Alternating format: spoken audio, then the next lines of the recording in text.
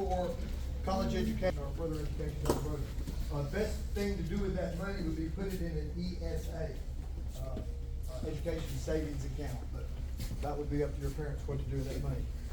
We've done this for 4 years. Sam Uri loved to fight. He loved to compete. He was the Tennessee State light heavyweight kickboxing champion. He was part of the impetus that led us to be able to open this boxing gym over here to my left. Matter of fact, his name is over the doorway, okay? Because he liked to fight. He loved boxing and kickboxing and competitive sports. So the points that are accumulated to the Spar Scholarship at the end of the year, you got to fight and compete in order to get those points. It made sense to do that in his honor. Mr. Uri passed away from pancreatic cancer 4 years ago, and we've done this every year since, okay? Our Sam Uri Scholarship program. We've given away as much as $8,000. Let's say give it away. Kids have earned up to $8,000. First year we did it, Friends of Sam Uri did a big fundraiser, had bands come out, so there was a little bit more money. The least amount of scholarship money we've ever given away is about $4,000. First, second, third, fourth, depending on how many people we have to qualify. So, that's what we do with the money. Part of the money you pay to enter this tournament goes towards that fund. We also have sponsors and individuals that just donate money to this. Our sponsors, I want to thank them. Raphael's Coffee, that's Mr. Mike Arnold. Rich's Services, that's a plumber, does a great job. The Desedo Jiu-Jitsu program, which is our combative jiu-jitsu program that we do at our other location. DA Homes, that's Brian Burns, he's a home builder. Eller's Realty with Remax. The Borough Business Lab. Team Walnut Realty. Puro Clean of Murfreesboro. And Champions Corner Boxing Gym also helps sponsor this. So we appreciate our sponsors that every year donate money to this program. Okay? About to turn this over to Mr. Holt. He's going to give you a ring assignment, 1, 2, or 3. We'll spar first. I think everybody's doing both, but if you were just going to spar, after sparring's over, you can go. If you're going to do both, make sure you take your gear off real quick and come back to the same ring. If you're in ring 1, you're going to spar in ring 1, and you're going to do kata in ring 1. Okay? So come back real quick. Let me introduce, we've got people here from both schools. Mr. Steve Holt. Give him a hand. Appreciate getting on the side tonight. Mr. Holt has all the divisions already divided up, 1, 2, 3, so I'm going to turn over to him here in about 2 minutes. Ms. Michael Davidson, give her a hand. Sensei Newton Harris, give him a hand. Mr. Harris was my first karate instructor when I started taking karate back in 1973. Mr. Harrison founded the Bushido School of Karate back in the early 70s, even going back to Critchlow Gym, probably the late 60s. So we're honored to have him here today running one of my rings. Mr. Jeff Nelson, give him a hand. Mr. Paul Carruthers. Mr. Jorge Oseguera, our program director. Mrs. Mary Kay Chisholm, Mrs. Chisholm already ran a whole division over in the other room at 12 o'clock. So we've already had our under belts at 12 o'clock. We did our intermediate belts at 1 o'clock, and you are the advanced belt. So you've all done this before. You know about contact, right? If you want to hit real hard, go over there. Go over to the boxing gym. You can hit as hard as you want, okay?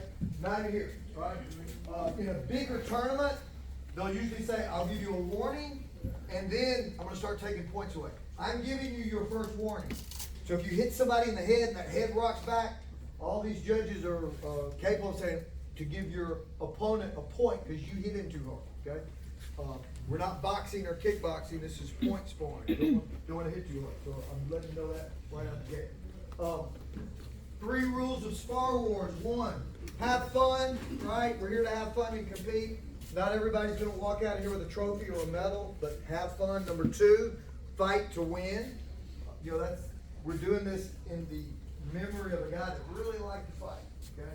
So let's honor his memory with competitive hard fighting, with good sportsmanship, not trying to hit too hard.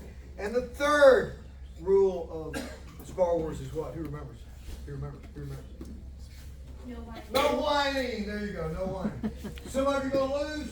We're only gonna have one judge calling points for sparring. So depending on how he's lined up, you may land a technique. If he doesn't see it, he's not gonna call it. He, in good faith, has to say, I didn't see it. Okay. And on the other side of it, you may have a reverse bunt pop you in the stomach. Man, he landed that one. But the judge is not lined up to see it. He may not call it. Okay?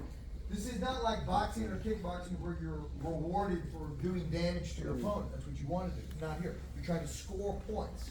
So throughout approximately 2-minute contest, the superior spar fighter should score more visible points. That's the way it's supposed to work, right? That's the way it's supposed to work. So if you get beat, you don't walk out here with a trophy. Let's have good sportsmanship. Let's congratulate the other person. Let's not whine about it. Can everybody do that for me? Yes, sir. That's a big, don't like seeing people, especially your ages, crying because you don't walk out here with a trophy or you get beat. It's just, that's life, man. That's life. Okay? It's like a busted nose. It's not the end of the world. It's not the end of the world. Build some resilience, some strength, some character. Okay? All right. So those are the rules. Everybody knows what's going on. Does any competitor have a question for me before I turn this over to Mr. Hall? Does any parent have a question? I think everybody's pretty much done. Who had one? Yes. Good question. What are the targets? You could score the whole head, okay? So if you get somebody turned around and you throw a focused punch to the back of the head, that's a point, okay? And the front of the body, from the shoulders down to the hips. So this whole area here. Hit them in the back's no good, and below the belt's no good, okay? So very good question. What about the face? Front of the face is the target, but if you hit it, I've already given you a warning, right? So that's going to work against you, okay? The face, stand up for me, please, Cole. If I throw a punch to the face here, that's not a point. That's a point, because I could strike, but I'm using my control not to, right? So if you're way out here, no good, all right? Back fist, if you touch his headgear and not move his head, that's good, okay? Boom, that's a point. If I do that, might get a penalty point, all right? Okay, everybody good? I'm going to turn this over to Mr. Holt. Pay attention. He's going to either put you in ring 1, he's going to put you in ring 2, or he's going to put you in ring 3. Get to that ring very quickly and sit down so the head of that ring can situate you as they need. All right, Mr. Holt. All right, guys, don't move yet, okay?